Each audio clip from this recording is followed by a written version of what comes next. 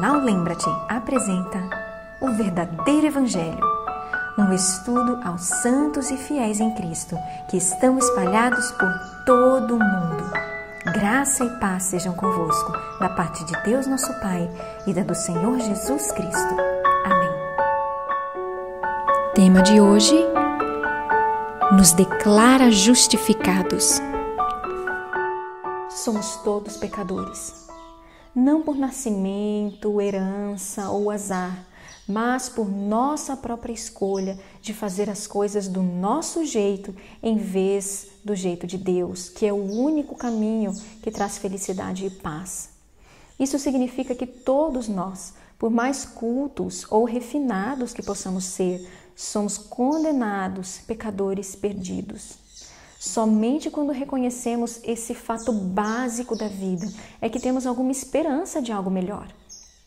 Por nossas próprias escolhas, nós merecemos ser excluídos para sempre da vida que foi planejada originalmente para a raça humana. Somente quando percebermos nossa situação desesperadora é que passaremos então a buscar a Deus para sermos libertos de nossa situação sem esperança. Nas nossas próximas 4 lições, nós vamos explorar a solução de Deus para o nosso problema tão sério.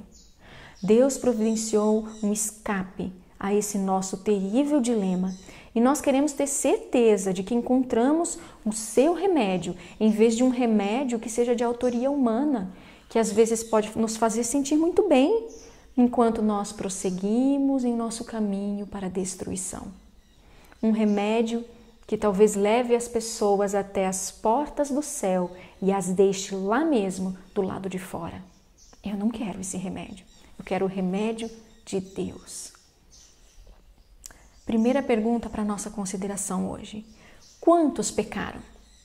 Romanos capítulo 3 e o verso 23 nos diz: pois todos pecaram e carecem da glória de Deus.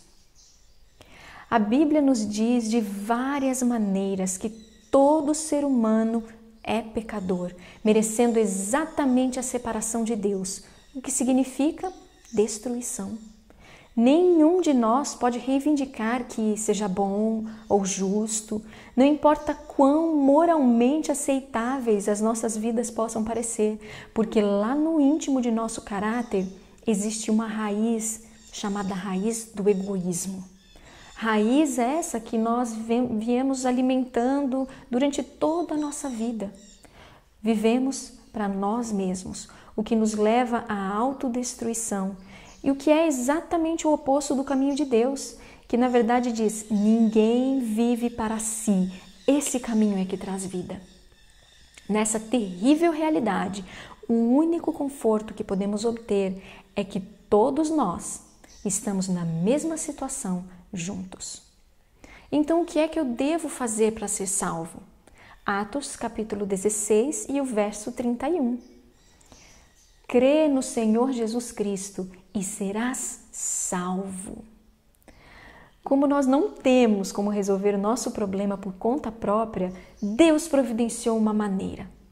Ele planejou sua solução, a solução de Deus, de forma que fosse simples e clara, para que ninguém fosse excluído dessa solução por falta de estudos ou por falta de riqueza. Todo ser humano, não importa quais sejam as circunstâncias, pode pedir ajuda a Jesus. Se cremos que Jesus viveu e morreu para nos salvar, então nós demos o primeiro passo para nós sairmos dessa situação desesperadora em que todos nós nos encontramos.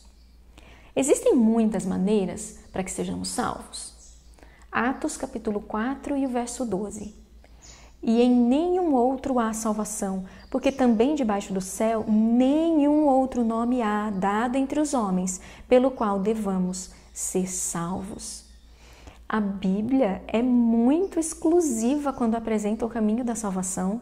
Diz de diversas maneiras que somente pelo caminho provido por Deus, a vida e morte de seu Filho, é que a salvação é possível. Nenhum professor humano, nenhuma filosofia ou religião podem nos salvar.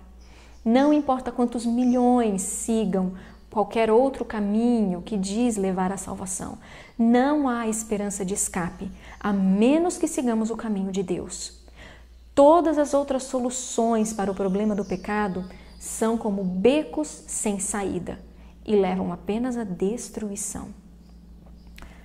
Mas e aqueles que não conhecem sobre Jesus, que não sabem sobre Jesus?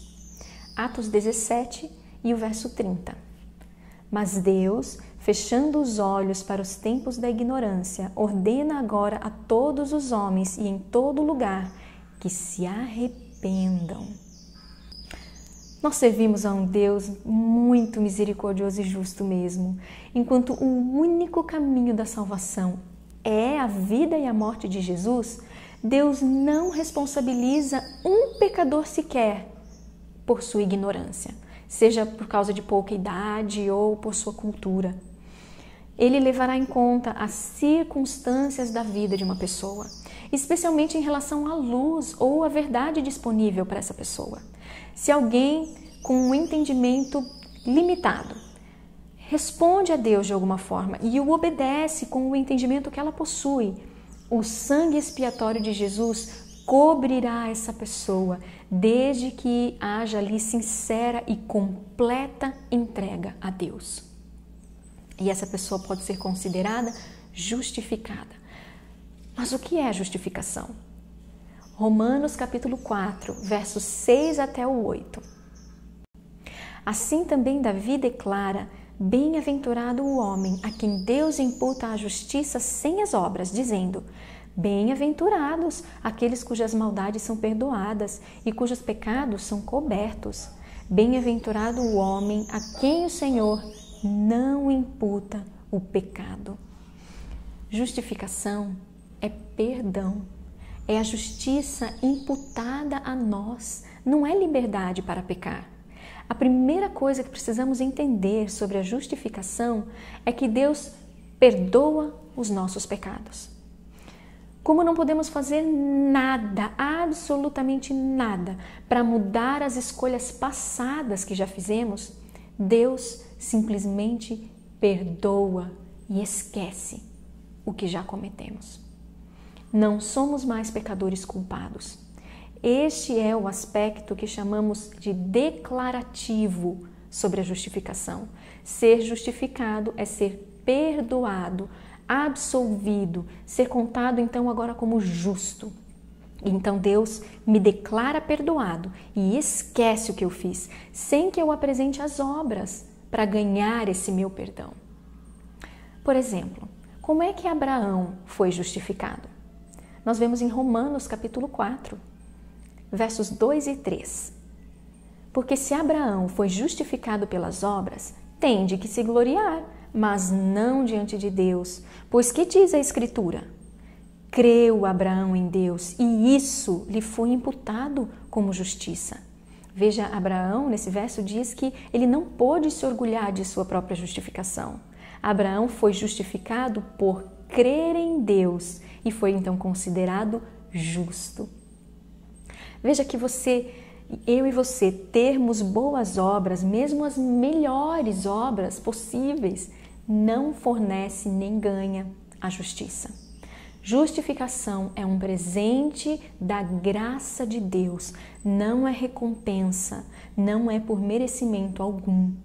Quando acreditamos nas promessas de Deus e aceitamos a vida e a morte de Cristo por nós, somos contados justos.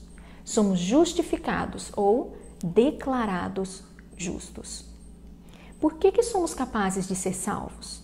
Como é que acontece esse fato tão importante? Por quê? Efésios capítulo 2, versos 4 e 5. Mas Deus, que é riquíssimo em misericórdia, pelo seu muito amor com que nos amou, estando nós ainda mortos em nossas ofensas, nos vivificou juntamente com Cristo. Pela graça sois salvos. Veja que a salvação é totalmente pela graça de Deus. A única chance que qualquer um de nós tem para a salvação é o fato de que Deus é amor. somente por causa de sua misericórdia e graça para conosco, temos alguma esperança de escapar da destruição. Não importa o que aprendemos sobre justificação e santificação, nós nunca devemos esquecer que a salvação é pela graça, não é recompensa, é totalmente imerecida. Podemos cooperar com a justificação de Deus, mas nunca podemos contribuir para a nossa justificação.